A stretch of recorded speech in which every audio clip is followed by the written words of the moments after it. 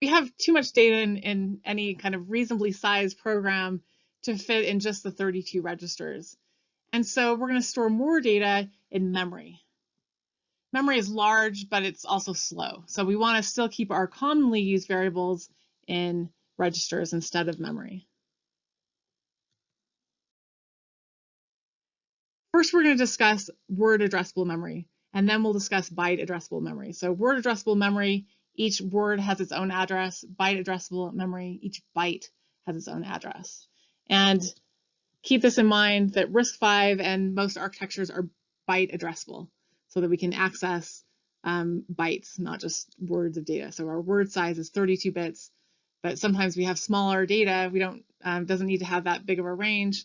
And so we can just use bytes, and that's, makes it more compact, and we can use our memory more efficiently. So here's an example of word addressable memory where each word has its own unique address. So address 0 addresses word 0, this entire 32 bits or 4 bytes. Word 1 has address 1, word 2, so forth.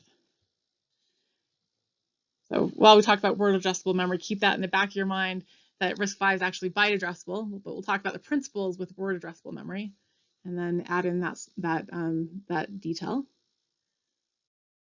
We read memory by performing what's called a load. So to read a word from memory, we perform a load word or LW operation. LW is the mnemonic. And the format is LWT1, the destination register. And then these other two operands indicate the address. So we're going to calculate the address by adding those together. We add the contents of S0 to this immediate or constant 5. So the base address is S0, and this constant or immediate is called the offset. And so we get the address by saying S0 plus 5. And after this instruction executes, T1 will hold the data value at address S0 plus 5. And any register can be used as this base address. And our immediate or constant, as before, is a 12-bit signed immediate. Here's an example of reading word addressable memory. So let's read a word of data at memory address 1 into register S3. So we're going to perform this load word, read a word of data from address 1 plus 0, and load it into register S3. So after this completes, the data held in memory at address 1, 0 plus 1, is going to be in register S3. You can also write a memory, and a memory write is called a store. So if we want to write a word of data, we're going to perform a store word or SW operation.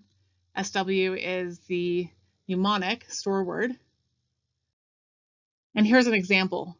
Let's suppose we want to write the value that's in T4 into address 3.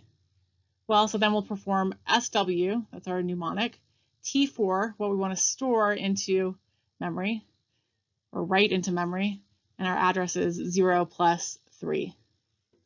So for example, let's suppose that T4 holds the value FEEDCABB. Then after this completes, the store word completes, the value in at memory address 3 is overwritten with whatever was in T4. In this case, this hexadecimal value.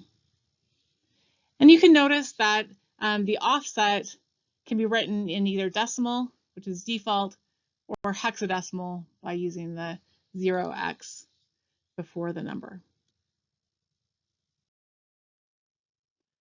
So now we want to come back to byte addressable memory. Remember that RISC-V is actually byte addressable. So each data byte has its own unique address. So a word is 4 bytes, so 32 bits is the size of a word, which is 4 bytes. 4 times 8 is 32. So the word address actually increments by 4 because we have, well, here's byte 0, giving the byte addresses 0, 1, 2, 3. The next word starts at address 4, 5, 6, 7. The next word starts at address 8, 9, A, B. Next address starts at C. So these addresses increment by 4, the word addresses.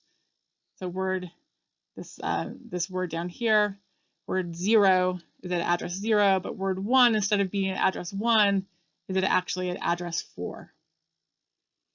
And word 2, instead of being at address 2, is at address 8. So now the address of a word, a memory word, has to be multiplied by 4. So if we want to, again, address memory word 2, we multiply it by 4 to get the actual address, which is address 8. The address of memory word 10 is 10 times 4, memory address 40. Remember, RISC-V is byte addressed, and most architectures, instruction set architectures are byte addressed, not word addressed. So here's an example of reading byte addressable memory. Let's suppose we want to load a word of data at memory address 8. Well, we go to memory address 8 and we want to read that or load that value. So we still load the entire word because we're doing a load word instruction.